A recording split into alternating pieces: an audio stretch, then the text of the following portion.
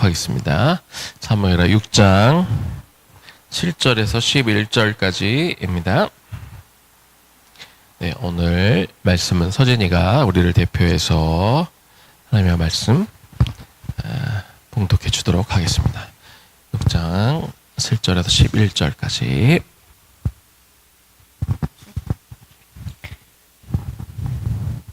여호와 하나님이 웃사가 잘못함으로 말미암아 진노하사 그를 그곳에서 치시니 그가 거기 하나님의 궤 곁에서 죽으니라. 여호와께서 웃사를 치심으로 다윗이 분하여 그곳을 베레스 웃사라 부르니 그 이름이 오늘까지 이르니라. 다윗이 그날에 여호와를 두려워하여 이르되 여호와의 궤가 어찌 내게로 오리오 하고 다윗이 여호와의 궤를 옮겨 다윗성 자기에게로 메어 가기를 즐겨하지 아니하고 가드 사람 오베데돔의 집으로 메어 간지라. 여호와의 궤가 가드 사람 오베데돔의 집에 석 달을 있었는데 여호와께서 오베데돔과 그의 온 집에 복을 주시니라. 아멘. 자, 오늘 이 과정들을 간단히 설명을 드리면, 하나님의 언약 법궤가 예전 이 사무엘 선지자가 태어날 때쯤, 아주 오래전 이야기 있죠. 블레셋이 쳐들어왔을 때 그들이 전투에서 패하고 나니까 우리가 어떻게 하면 이길까 생각하다가 여호와의 궤가 우리 그것을 가지고 가면 우리가 하나님이 이기게 해주실 거야. 하나님 앞에 묻지도 않고 하나님이 지성소라고 갖다 놓으라고 한 법궤를 빼내다가 전쟁터에 가지고 갔다가 전쟁에서 지고 심지어 그 법궤를 블레셋에 빼앗기는 어처구니 없는 일이 있었죠. 그런데 그 블레셋 땅에 가는 곳마다 막 우상이 무너지기도 하고 막 병이 생기기도 하고 하니까 블레셋이 견디지 못하고 다시 이스라엘에게 돌려 주죠. 그래서 당시 기럇 여아림 아비나답의 집에 약 한 70년 정도 사울 왕은 전혀 이 언약궤에 대해서 신경을 쓰지 않고 있었던 상황이고 그냥 거의 언약궤가 방치되어 있던 그런 상황이었습니다. 다윗이 왕위에 오른 이후로 이 다윗성을 탈환한 이후로 이제 다윗은 기럇 여아림에 있던 아비나답의 집에 방치되어 있던 언약궤를 다시 가지고 나오기로 결단을 하는 거죠. 너무 마음이죠. 하나님의 임재를 상징하는 그 법궤가 아무 곳이나 그냥 방치되어 있는 거를 가지고 온다라고 하는 건 너무나 귀한 일이었습니다. 그런데 법궤를 예루살렘으로 가져오던 중에 이 끌고 오던 수레에 끌고 오던 소가 막 놀랐을 때 이 법궤가 넘어지려고 하니까 그것을 책임지던 웃사가 손으로 만져서 넘어지지 않게 하려고 했는데 그만 법궤를 만지자마자 웃사가 죽게 됩니다. 이건 하나님이 그 임재를 상징하는 거기 때문에 인간의 몸이 닿으면 죽을 수밖에 없도록 이미 되어 있는 것이었죠. 자, 다윗이 선한 동기로 좋은 뜻으로 좋은 마음으로 법궤를 움직이려고 했고 어쩌면 웃사도 좋은 마음으로 하나님의 법궤가 떨어지면 안 되지 하는 그런 마음으로 법궤를 만졌지만 그러나 이 결과는 엄청난 일, 웃사가 그 자리에서 즉시 죽는 그런 비극이 벌어집니다. 이 비극 안에서 우리는 어떤 하나님의 메시지를 들어야 되는지 오늘 좀 몇 가지 나눠보면 좋겠어요. 자, 다윗의 그 동기는 너무나 순수했는데 다윗은 하나님이 정하신 법에 따라 민수기에서 법궤를 옮길 때는 어떻게 해야 되는지 명확하게 기록이 되어 있지만 그걸 무시하고 하나님의 방법대로 하지 않았을 때 문제가 생겼다라고 하는 거죠. 심지어 여러분 이 법궤를 옮기는 일에 3만 명을 동원했어요. 그들 중에는 군사들도 있고 그들 중에는 찬양대도 있고 그들 중에는 이 각 12지파의 대표들도 와서 성대하게 막 찬양을 부르면서 군사들이 하나님의 법궤를 하나님이 못 지켜서가 아니라 어떤 상징적인 의미죠. 우리가 하나님과 함께 한다는 의미로 막 군사들을 동원해서 엄청난 국가적인 행사로 요즘에 3만 명이 참석하는 큰 행사인데 그 당시 3만 명이 참석하는 엄청난 행사로 축제로 그가 준비했지만 그러나 하나님은 분명히 그걸 메고 가라고 했는데 그것을 언약궤가 그 블레셋에 있을 때는 다 수레로 이렇게 옮겨졌었는데 이방인들이 했던 방식 그대로 했고 어쩌면 새 수레를 준비한 게 정성이라고 생각했을지 모르겠지만 그 정성과 상관없이 하나님의 방식대로 하지 않았기 때문에 그것이 비극으로 벌어졌다.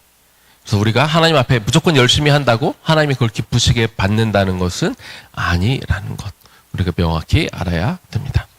그래서 열심히 우리가 아까 순종에 대한 찬양도 불렀지만 열심히 순종을 대신할 수는 없어요. 우사의 행동은 인간적인 눈으로 보면 되게 선한 행동으로 보여. 되게 착한 행동으로 보여. 하나님을 위한 행동으로 보였지만 하나님의 기준에 맞지 않았기 때문에 그것이 정당화될 수는 없는 거죠.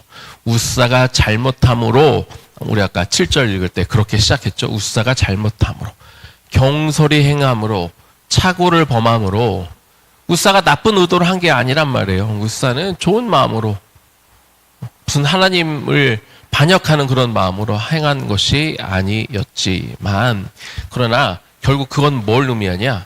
하나님이 정해놓으신 법이 있는데 그거를 따르지 않는 다시 말하면 하나님을 전혀 경외하지 않았다. 하나님에 대한 두려운 마음이 전혀 없었다. 우리가 하나님이 할 땐 하나님을 경외하는 마음으로 해야 돼요. 하나님을 두려운 마음으로 해야 돼요. 그냥 내 마음으로 열심히 하는 게 아니라 그래서 이 좋은 일을 하더라도 하나님의 방식과 하나님이 정해놓으신 규칙과 절차 안에서 일을 해야 되는 것이고 이걸 무시하고 그냥 내가 익숙한 방식으로 내가 해왔던 방식으로 그냥 하는 거는 하나님을 경외하지 않는다. 더 나쁘게 말하면 하나님을 없인 여기는 것과 같아요. 그래서 이 죄 때문에 우사가 죽게 된 것이죠. 사무엘상 15장 22절 우리가 너무 잘 아는 말씀이에요. 순종의 제사보다 낫고 듣는 것이 수장의 기름보다 나으니 아무리 많은 제사를 드리고 아무리 많은 제물로 하나님 앞에 올려드려도 순종하는 게 제사를 드리는 것보다 낫고 아무리 많은 제물을 가지고 하나님 앞에 올려드려도 크게 중요한 게 아니라는 거죠. 새 수레를 일부러 구해와서 이 깨끗한 옛날에 쓰던 것도 아니고 새로운 것을 준비해서 하는 게 정성스럽게 보이고 그럴듯하게 보일 수 있지만 3만 명을 동원하는 게 이게 엄청난 열심이고 많은 재정과 돈과 에너지를 들여서 해야 되는 일임에도 불구하고 하나님은 결과가 아니라 방법을 중요시하게 여기고 그 과정을 중요하게 본다. 그래서 우리 의도가 선한 것과 상관없이 하나님의 말씀에 불순종하는 것은 여전히 죄라는 것을 우리가 반드시 인식하고 살아야 되는 것입니다. 그래서 하나님은 방법도 보십니다. 하나님은 과정을 보시는 분. 그냥 겉에 드러난 막 열렬하게 3만 명을 동원해서 야, 너희가 이렇게까지 열심히 이 언약궤를 환영하는구나 라고 하나님은 겉에 드러나는 것만 보고 판단하시고 기뻐하시지 않는다. 그래서 우리가 예배를 드리는 것도 우리가 무슨 일에 헌신하고 뭐 봉사하고 하나님 앞에 예물을 드리고 뭘 하건 그 근거가 말씀에 부합하고 말씀을 따르는 일이어야 하지 혹여라도 내 판단에 따라서 혹은 어떤 내 이익을 위해서 겉으로 포장해놓고 무슨 일을 진행한다?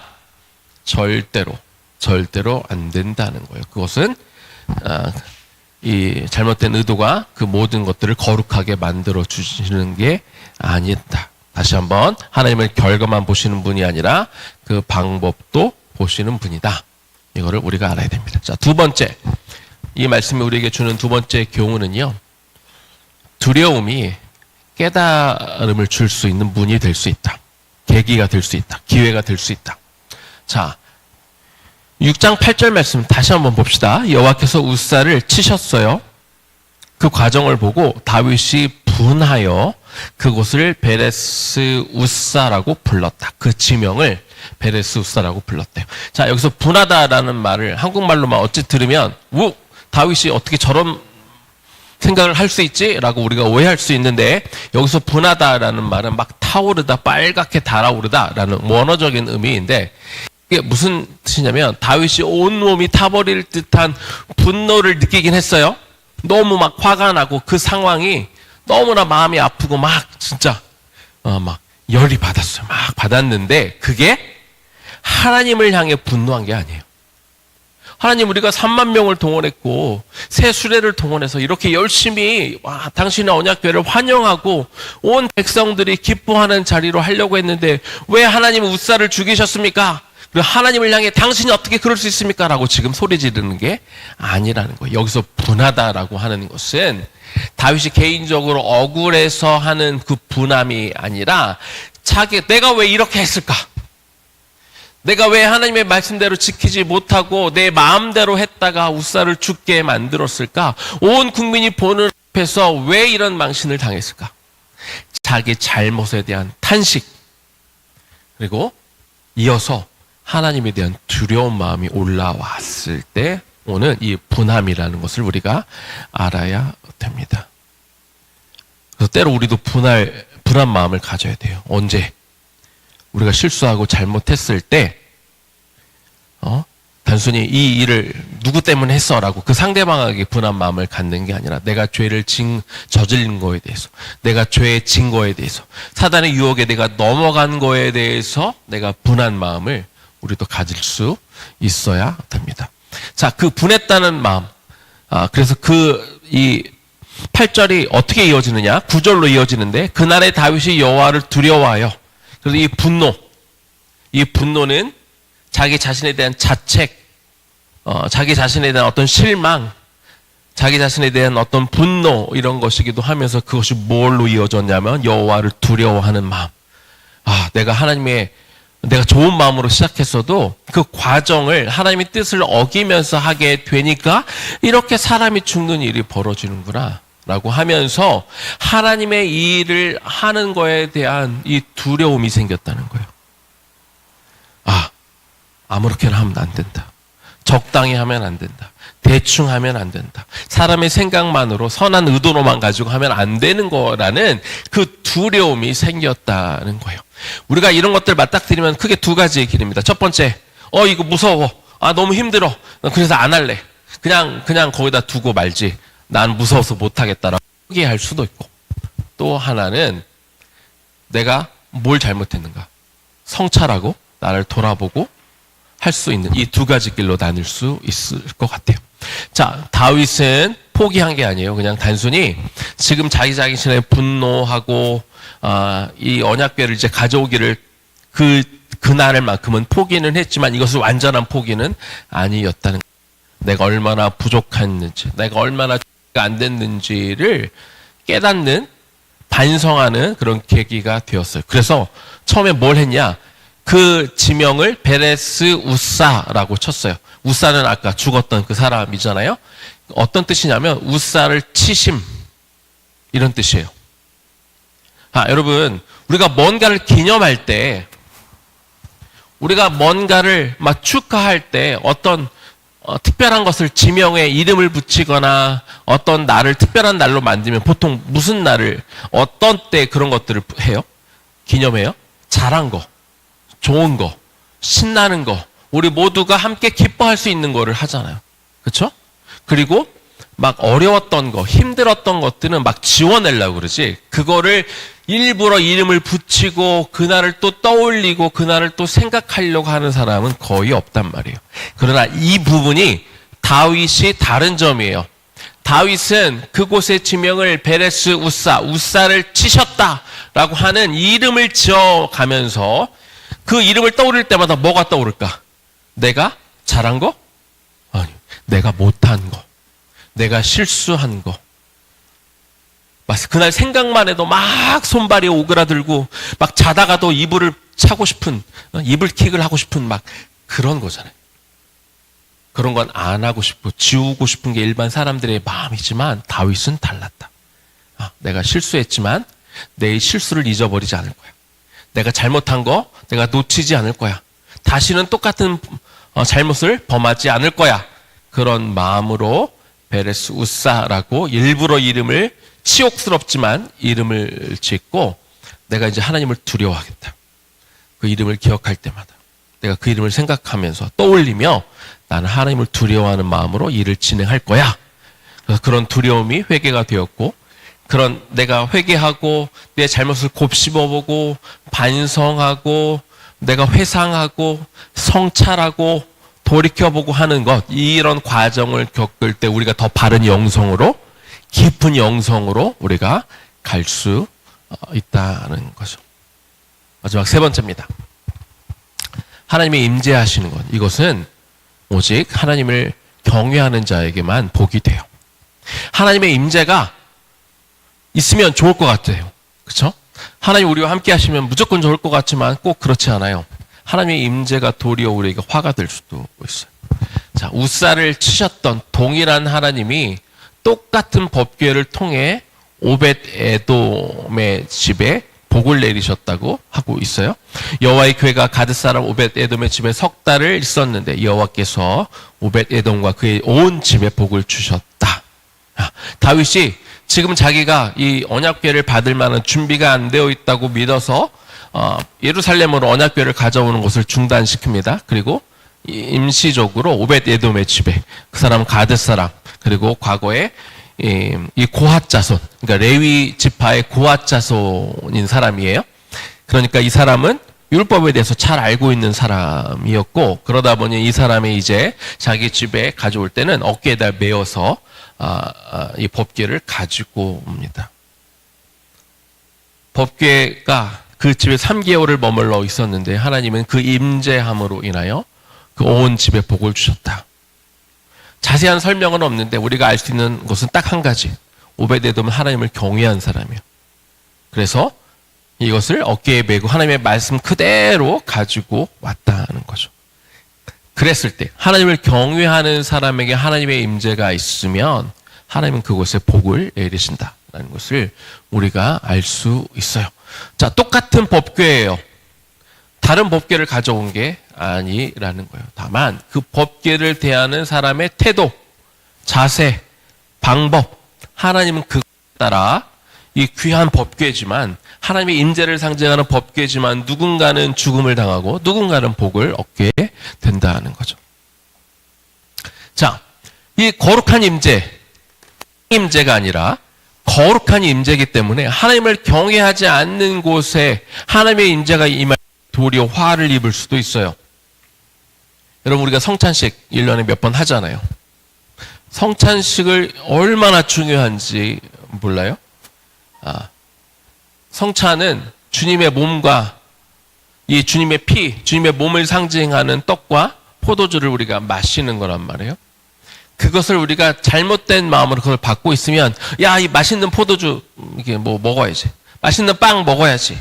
하는 그런 마음으로 우리가 성찬을 대하면 그 하나님의 함께 하심과 임재, 그 놀라운 그 성찬의 축복이 오히려 화가 될 수 있다는 거예요. 자, 고린도전서 11장 29절 28절 29절이네요. 우리 같이 한번 읽어보겠습니다. 사람이 자기를 살피고 그 후에야 이 떡을 먹고 이 잔을 마실지니 주의 몸을 분별하지 못하고 먹고 마시는 자는 자기의 죄를 먹고 마시는 것이니라. 자, 이거를 성찬을 할 때 나의 연약함과 나의 더러움을 다시 생각해보고 고백하고, 예수님이 왜 죽으셨나? 나는 왜 다시 이 떡과 이 포도주를 다시 마시는 건가? 깊이 생각하고 그에 따라 나의 죄를 고백하고, 예수님이 나 때문에 이 살과 피를 흘리셨구나 라는 걸 느끼면서 나는 이제 다르시 이 복음을, 이 십자가 복음을 받았기 때문에 나는 다르게 살아야지 라고, 그런 감사한 마음, 회개하는 마음으로 우리가 받지 않으면 더 큰 죄를 짓는 것이다. 네. 우리가 예배만 드리면, 예배 자리에만 와 있으면 되는 게 아니라는 거예요. 내가 오늘 이 예배의 자리에서 어떤 마음으로 와 있는가? 내가 지금 이 말씀을 어떤 태도로 듣고 있는가? 내가 찬양을 하면서, 내가 대표 기도를 하면서 말씀을 묵상하고 읽고 하면서 어떤 태도와 마음으로 내가 이것을 받고 있는가? 하나님은 이것을 중요하게 본다는 거예요. 너 왔으니까, 오늘 예배 참석했으니까 인정. 잘했어. 우리 출석부에는 왔어요. 오늘 예배에 출석했어요 라고 출석부에는 체크를 할 수 있을지는 모르지만, 하나님의 마음에는 출석부에 체크가 안 돼 있을 수 있어요. 결국 사람의 눈에 보이는 게 중요한 게 아니라 우리가 어떤 마음으로 하나님의 임재 앞에 나아가느냐. 여러분, 하나님의 임재는 정말 무서운 거예요. 하나님의 임재가 보통 우리가 좋은 것으로 생각하지만 내가 하나님을 경외하지 않는 마음으로 있는 하나님의 임재는 도리어 화가 될 수도 있다. 도리어 재앙이 될 수도 있다. 두려운 마음으로 우리가 하나님 앞에 나아가는 거예요. 정말 하나님을 경외하는 마음으로 우리가 하나님 앞에 나와야 된다는 거예요. 그렇죠? 그래서 우리가 예배도, 말씀을 듣는 것도, 우리가 찬양을 부를 때도, 우리가 어떤 것을 섬긴다 할지라도 우리가 큐티를 하는 시간에도 경외하는 마음으로 해야 된다는 거예요. 자, 여러분, 이 언약궤는 언제 있었어요? 성막을 그들이 짓고 나서 이 이스라엘 12지파가 이제 동서남북으로 13개 지파씩 총 12개의 지파가 있었단 말이죠. 그리고 그 지파들의 한 가운데 성막이 있고 그 성막 안에 이렇게 지성소 안에 언약궤가 있었어요. 지금 저 지성소 안에 언약궤 위로 뭐가 올라오고 있죠, 지금? 뭐가 위로 슉 올라오고 있죠. 뭘 상징하는 거예요? 하나님의 임재를 상징하는. 저희가 지금 낮일까 밤일까? 밤이니까 불기둥이 이렇게 올라가고, 낮에는 구름 기둥이 이 언약궤를 통해서 이렇게 올라가는 거예요. 그럼 뭘 상징하는 거예요? 하나님이 너희들과 함께하고 있다. 내가 지금 너희 가운데 임재해 있다. 이거를 보여주는 것입니다. 자, 그래서 구약시대 하나님은 다 죄인들이지만 그럼에도 불구하고 그들의 한가운데, 그들의 중심부에 오셔서 딱 그 중앙에 자리에 계셨어요. 임하고 함께해 주셨다는 거예요. 그래서 이 언약궤는 이 구약시대에 임재해 계신 우리와 함께하신 하나님의 함께하심을 상징하는 건데, 신약시대에는 뭘 상징하냐면 신약시대의 임재의 실체는 내 안에 계신 예수 그리스도를 의미해요. 자, 요한복음 1장 14절 말씀 앞이 이렇게 시작을 하죠. 말씀이 육신이 되어 우리 가운데 거하셨다. 자, 예수님이 시대에 실제 우리 몸을 입고 사람들 가운데 오셔서 거하셨어요. 우리와 함께 계셨어요. 우리와 함께 사셨어요. 자, 이 거하시다라는 단어의 언어적인 의미가 뭐냐면 장막을 치다예요. 그 당시 이렇게 사람들이 다 지금 주변에 뭘 쳤어요? 다 장막을 치고 텐트를 치고 살고 있잖아요. 그렇죠? 장막을 쳤다라고 하는 건 내가 여기에 머문다라는 뜻이에요. 그렇죠? 우리가 어디 텐트를 치고 놀러 갔는데 내가 텐트를 쳤다는 얘기는 일단 내가 거기에 있겠다는 얘기잖아요. 그렇죠? 하나님이 거하셨다. 장막을 치셨다. 하나님이 함께 하셨다. 예수님이 그 시대에 함께하고 그들 가운데 마셨다라고 하는 거예요. 그래서 우리 일반적인 사람들은 웃사처럼 늘 죄를 짓고 죄 가운데 있는 그런 사람들이었는데, 하나님을 경외하지 않는 사람들이 있었지만 일단 예수님이 그들 가운데 임하셨어. 그들과 함께 하시기 위해. 왜? 그들이 죄의 문제를 스스로 해결하지 못하기 때문에 그의 문제를 해결하시기 위해서 하나님이 그들 가운데 오신 거예요. 구약시대 이스라엘 백성들 이제 막 출애굽하고 아직도 이제 아직 율법을 받기 전이죠. 그들이 하나님을 온전하게 경외하지 못했지만 하나님이 그들 가운데 그들을 너무 사랑하셔서 오셨던 것처럼 예수님 또한 우리 죄인들 가운데 같이 거하시기 위해서 이 땅에 오셨었단 말이에요. 자, 그런데 이제 우리가 하나님을 경외하는 마음으로 성소에 들어가는 자에게만 복이 임한다는 거예요. 자, 하나님이 우리 대신 베레스, 아까 우사였죠. 예수님 당시 베레스 예수님을 치셨어요. 사람들의 그 죄, 사람들이 죽임을 당해야 되는데 하나님이 사람들을 너무 사랑하셨기 때문에 대신 예수님을 십자가에 매달으시고 예수님을 치셔서 예수님을 통해 우리가 죄 사함을 받았단 말이죠. 그래서 이제 예수 그리스도를 경외하는 사람들, 그래서 예수 그리스도를 내 안에 초청하는 사람들, 다시 말하므로 예수 그리스도를 경외하는 사람들에게는 마치 언약궤를 경외하는 마음으로 오베데돔이 자기 집에 놓은 것처럼 우리도 예수님을 경외하는 마음으로 우리 안에 모시게 되면 우리도 복을 받을 수 있다는 거예요. 우리는 다 우사처럼, 베레스 우사, 우리가 다 죽임을 당했어야 됐어요. 베레스 대형이었어야 돼. 베레스 성진이었어야 돼. 베레스 지현이었어야 돼. 왜? 우리는 죄인이었으니까. 그러나 하나님은 베레스 예수, 오히려 예수님을 치시고 그 하나님의 진노를 예수님에게 부으시고 대신 받으시고, 그래서 이제 그 이후로 하나님이 하신 일이 있어요. 히브리서 10장 19절 말씀을 보니까 우리가 예수의 피를 힘입어 성소에 들어갈 담력을 얻었나니. 과거 이 지성소, 법궤가 있는 지성소는 누구 만들어갔죠? 대제사장만 대속죄일에 한 번 하루 7월 15일에 들어갔어요. 아무나 들어갈 수 없어. 심지어 대제사장도 자기를 위한 속죄제를 드리고 나서야 들어갈 수 있었던 그 두렵고 떨리는 마음으로 갈 수 있는 그곳이었죠. 그런데 예수님이 십자가에 달려 죽으심으로 그 지성소를 구분하던, 막고 있던 그 성막, 그 천이 찢어짐을 통해서 이제는 대제사장이 아니어도 우리를 왕같은 제사장으로 임명해 주시고 저와 여러분 모두가 다 그 하나님의 임재 안으로 들어갈 수 있도록 해 주셨다는 거예요. 그러나 그 임재 안에 들어간다고 모두가 다 축복을 받는 게 아니라 하나님을 경외하는 사람, 예수 그리스도를 경외하는 마음으로 그 안에 들어가는 사람은, 그런 사람만이 복을 얻을 수 있다. 자, 마지막 결론입니다. 우리 세 가지 다시 한번 짧게 리뷰하겠습니다. 하나님은 방법도 보시는 분. 내가 선한 일을 한다고, 내가 교회 일을 한다고, 내가 사역을 한다고 하나님이 다 기뻐하시는 게 아니라 하나님 그 방법도 보셔서 내가 열심히 했으니까 다 됐어가 아니라, 내가 이만큼 드렸으니까 된 게 아니라 그 과정도 보아야 된다. 두 번째, 두려움은 우리를 깨닫게 하실 수 있다. 하나님이 때로 징계하실 수 있어요. 베레스 우사, 하나님이 그곳에 치시고 좋은 마음으로 시작했지만 3만 명을 동원했지만 그것이 맞지 않을 때, 옳지 않으면 하나님 그걸 멈추게 하세요. 그럴 때 우리가 거기서 좌절해서는 안 돼요. 거기서 멈춰서는 안 돼요. 우리가 베레스 우사를 기억하고 그때를 생각하고 우리가 뭘 잘못했는지 돌이켜보고 그 징계 앞에서 우리를 더 성숙하게 우리가 돌이킬 수 있어야 되는 거죠. 그래서 그 두려움은 좋은 두려움이에요. 다윗이 그 두려움을 갖고 하나님 앞에 계속 나갔기 때문에 그를 바꿀 수 있었던 것이죠. 그래서 우리도 하나님을 두려워하는 마음으로 다시 하나하나 모든 일들을 돌이켜야 된다. 세 번째, 우리의 진정한 복의 통로는 예수 그리스도시다. 주님께서 우리가 주님의 임재 가운데 들어가도록 그 길을 열어놓으셨어요.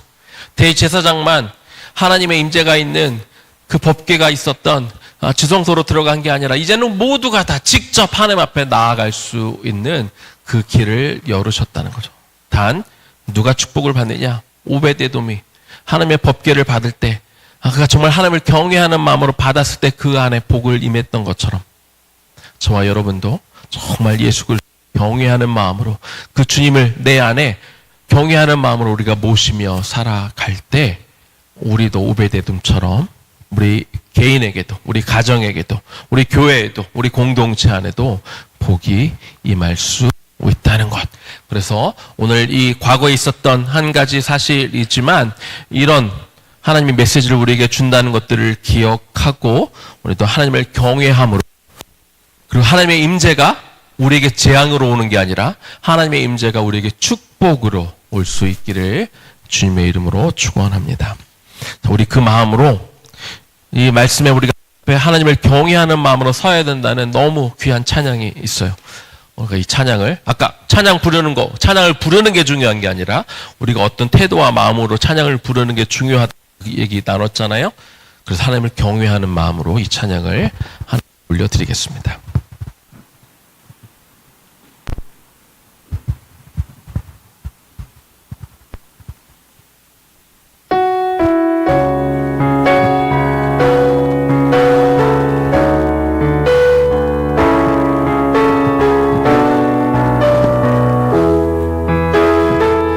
주의 아름다운 말보다 주의 아름다운 말보다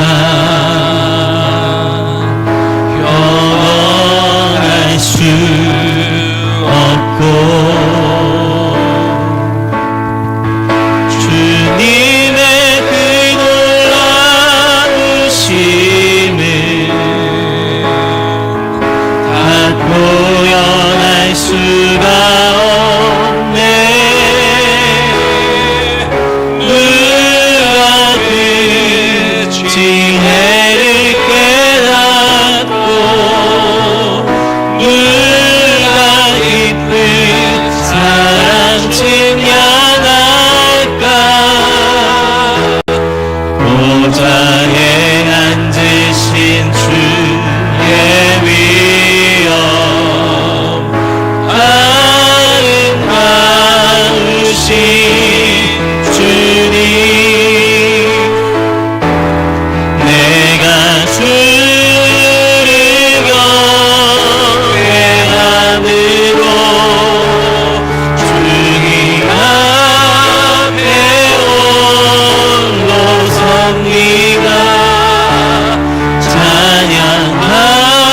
찬양하듯이 악하나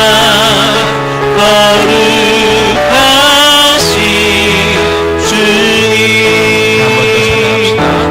주의 아름다움은 말로다 영원할 수 없고 주님의 그 놀라우심을 다 표현할 수가 없네 누가 그 지혜를 깨닫고 누가 깊은 사랑 증명할까 보좌에 앉으신 주의 위엄 아름다우신 주님 내가 주를 경외함으로 주님 앞에 홀로 섭니다 찬양하듯이 악하나 거룩하신 주님 한번만 영어로 찬양할까요? And I stand in love you I stand in love you Only God to our praises you I stand in love of you 내가 주를 경외함으로 내가 주를 경외함으로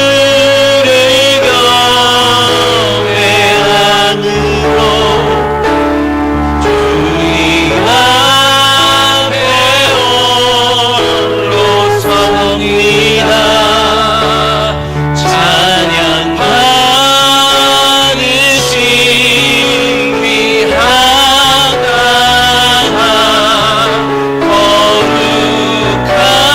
거룩하신 주님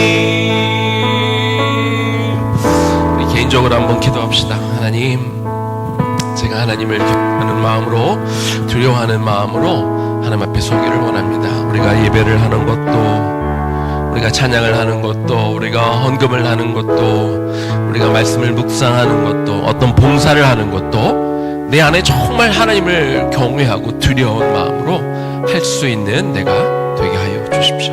그렇게 우리의 주어진 그 인생 가운데 두려운 그 마음으로 하나님 앞에 나아가겠습니다 하는 마음으로 우리 개인적으로 하나님 앞에 한번 기도하겠습니다. 하나님 이 시간 기도합니다. 내가 주를 하나님 늘 우리 가운데 함께 하시며 우리를 바라보고 지켜보시고 우리가 아무리 좋고 선한 일을 하면 남들이 칭찬할 만한 일을 하나님 그 안에 하나님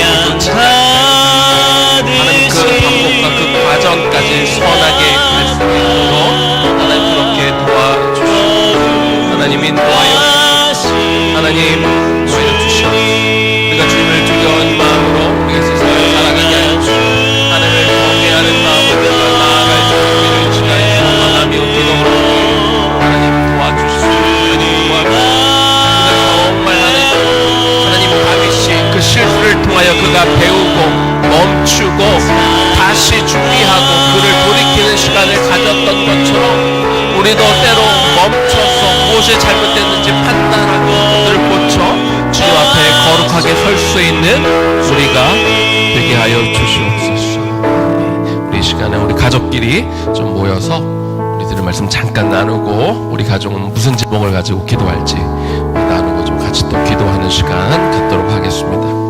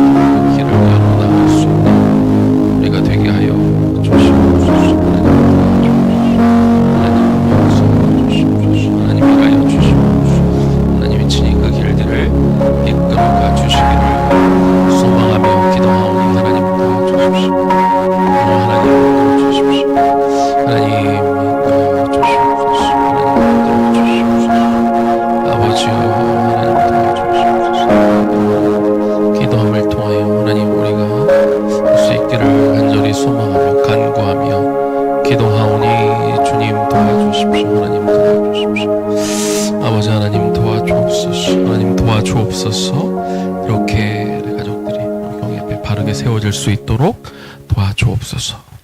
이제는 우리 주 예수 그리스도의 은혜와 하나님 아버지의 극진하신 사랑하심과 성령님의 감동 감화하심과 그 교통 역사하심이 하나님을 온전히 두려워할 줄 알게 하시고 하나님을 경외하는 마음으로 우리가 나아갔고, 그래서 때로 방법들이 잘못되고 그래서 하나님이 멈추실 때 그것들을 통해 우리가 포기하는 게 아니라 우리가 배우고 방향을 전환하고 우리가 새롭게 나아감을 통해 하나님의 임재 곧 우리의 축복으로 우리가 여기며 그 한량없는 큰 은혜와 축복을 누리며 살아가게 될 우리 모든 우리 의나무교회 성도들 머리 위에 지금부터 영원까지 충만하게 거하시기를 간절히 축원하옵나이다. 아멘.